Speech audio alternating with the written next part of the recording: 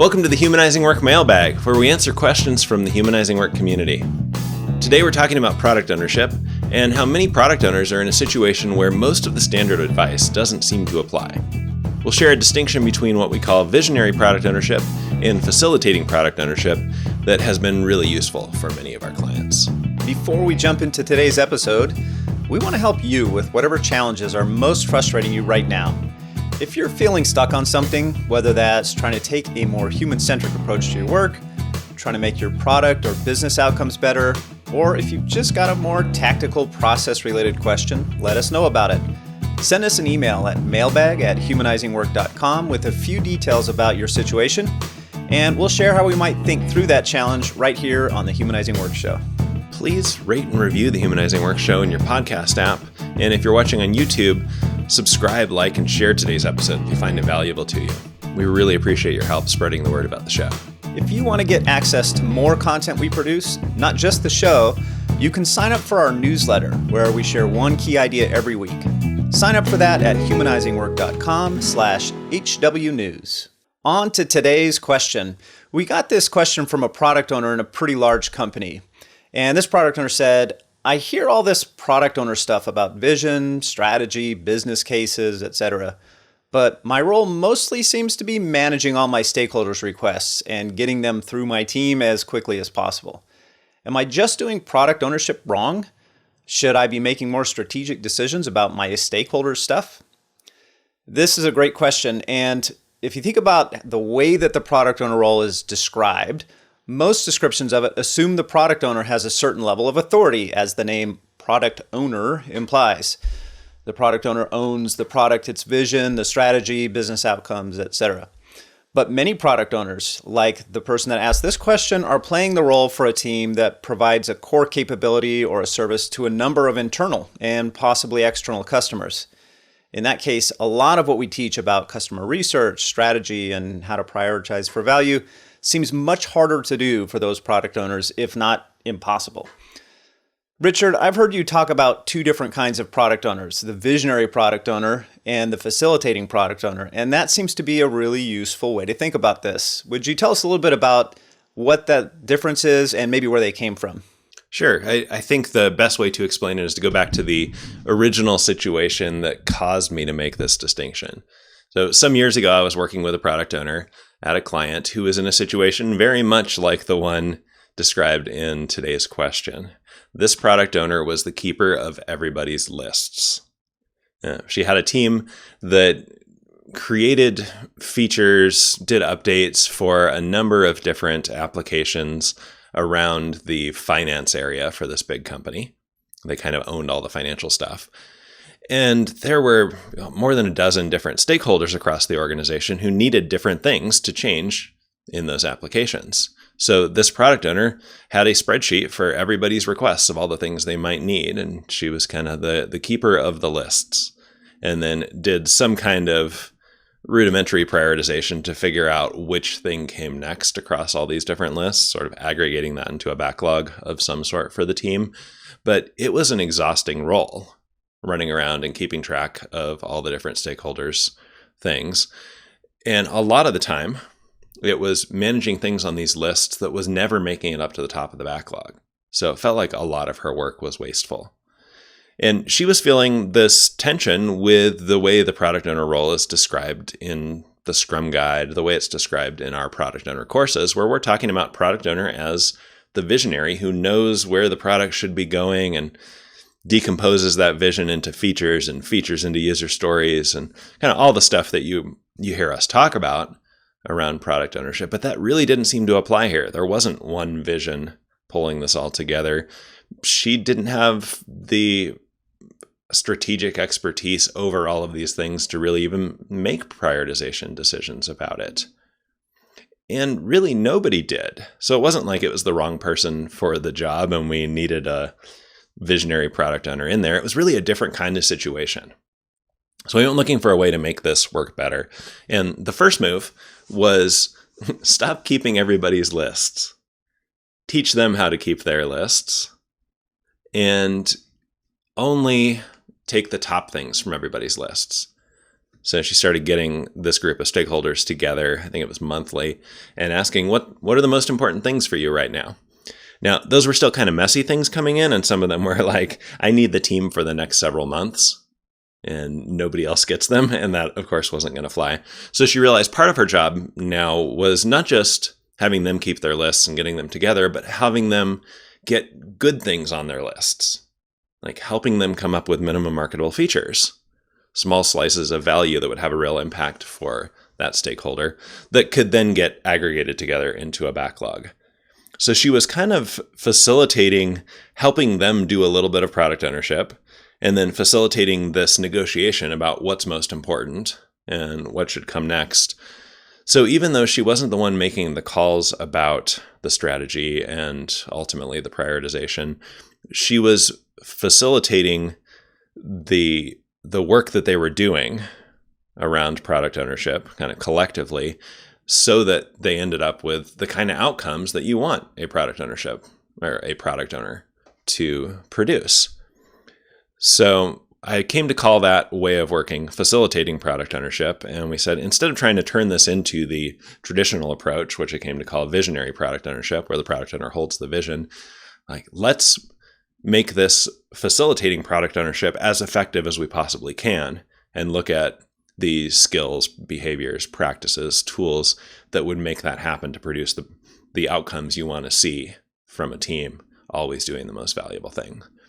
So to summarize, visionary product ownership is the thing we talk about by default in Scrum, where the product owner really does own the thing end to end, has a vision, works with a team to achieve that vision. Facilitating product ownership is where the product owner role is aggregating many sources of demand for a team and still working in collaboration with all those different demand sources to make sure that the team is always doing the most valuable thing and getting those increments of value to done as quickly as possible. Yeah, my first reaction when I heard you say the word facilitating product ownership, or that term, and described briefly what it was like, well, is this just a Band-Aid on a bad org structure? But then something you said in there where no one person actually did have the strategy, but the collection of them kind of did, right? Like the strategy, the capability to come up with a strategy for what that product owner's team should do existed.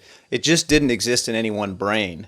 And so it really required like this organism of multiple stakeholders to somehow agree on something. And that could be a strategy for her team, but there were a lot of competing kind of demands for that.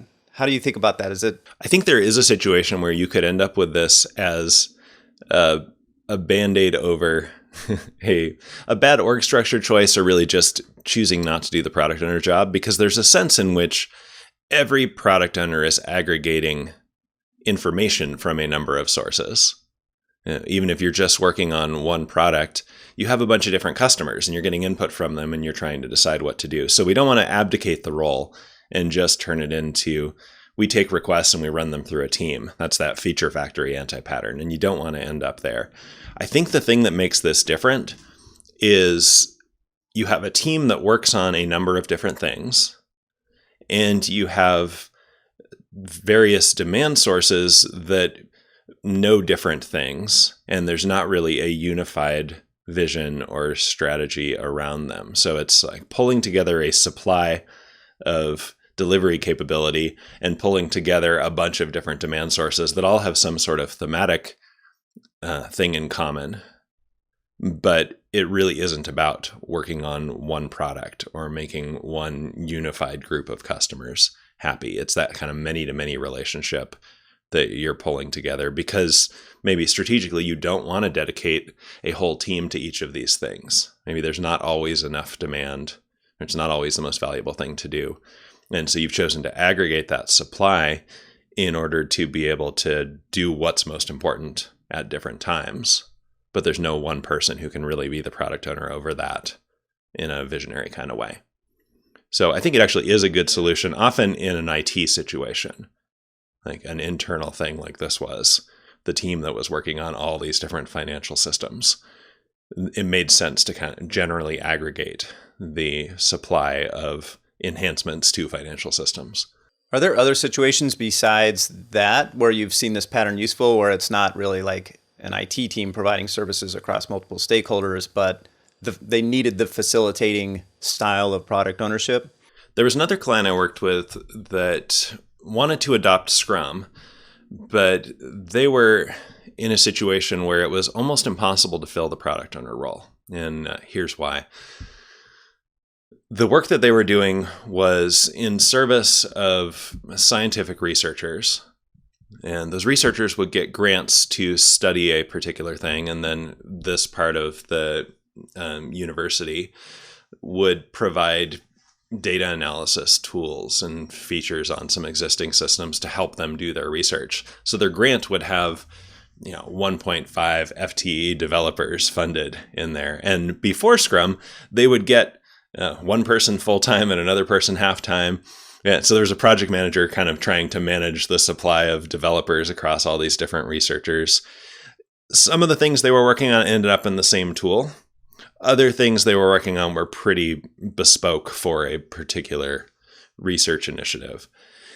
Most of those developers were pretty overwhelmed with the multitasking across all these different things, and the researchers weren't always getting what they wanted. So they had this hypothesis that maybe Scrum could help. Maybe we could turn these 14 developers into 2 cross-functional teams. But then they had the problem of, well, who's the product owner for that? Not only was there nobody in the organization who could fill that role of being the visionary for all these different things, there's literally nobody in the world, because each of these researchers was the one person who was the expert in their particular field of research. And there's nobody who could sit over all of them and say, no, your thing isn't important. We're not going to work on that right now. So that was another place where it made sense to actually start with the facilitating product ownership model, because we had this same pattern of aggregating supply across several different things to serve a collection of demand across several different sources. And that turned out to work really well for them, not only because they were better able to manage the flow of work through that and like have a whole team swarm around something for a researcher and really make progress for them, and then turn their attention to something else instead of a trickle of one person full-time for a year or half-time for a year. They were also able to find ways to build capabilities that would be useful over time. So the shared data analysis tools ended up growing because now you had a group of people seeing the patterns that were happening across all these different research initiatives. And that was a really good move for that organization. I'm thinking about when my team was part of the creative suite at Adobe, and those product owners in the Photoshop, Audition, Premiere Pro, those were all really strong visionary product owners, really understood the customer, really understood what they were after. But as you describe this, I can think of times when even those product owners were using that approach for some things. Like when our team needed to contribute to a broader Creative Suite initiative back in those days, somehow we had to figure out how to do it, what the goal was, how to slice it up, what the priority of those things was. And I can see, so even teams that are part of a broader system would really benefit from having this play in their playbook, right? Where most of the time, my focus is on visionary product ownership for my thing. But because we're part of a larger thing, there's a real benefit to bringing the people together, all who have different needs and desires around those things, and doing a little bit of this facilitating product ownership to say, how are we going to split up this larger effort? How do we decide what's most important out of all of that? Right. I think there's a set of skills and practices there that, as you said, are a good play to have in your playbook for those situations where you have demand coming from sources who really are the expert on the thing and you're not. So you want to bring their voice into it, and you want to facilitate helping them communicate with your team in a useful way, or helping them negotiate with other stakeholders in a useful way. So a lot of product owners should have this in their playbook, even if most of the time they're operating in that standard visionary product owner model. And the reverse can be true as well, which is what we saw at that university organization, where over time, that facilitating product owner started getting a vision for some of the shared data analysis tools and putting on the visionary product owner hat for a while when those things came to the top of the backlog. So I think they're two centers for how you may work as a product owner, but I can see drawing from the other one as is appropriate for your context. Thanks, Richard. I think this will be really useful to product owners of all types, whether you're primarily visionary, primarily facilitating. And if you're in that second camp, having some language for this and a way of thinking about this, and really permission to say, yeah, I'm not going to create a vision for these 14 different business units, all who want different things. That's going to stick. You can drop your shoulders a little bit and say, all right, this is the situation I'm in. I'm going to take this other approach. So that's really helpful. Yeah, you can feel good about you're not doing it wrong. You're doing something different, and you can do that well. Please like and share this episode if you found it useful, and keep the questions coming. We love digging into topics like these, so send them our way. Thanks, everybody.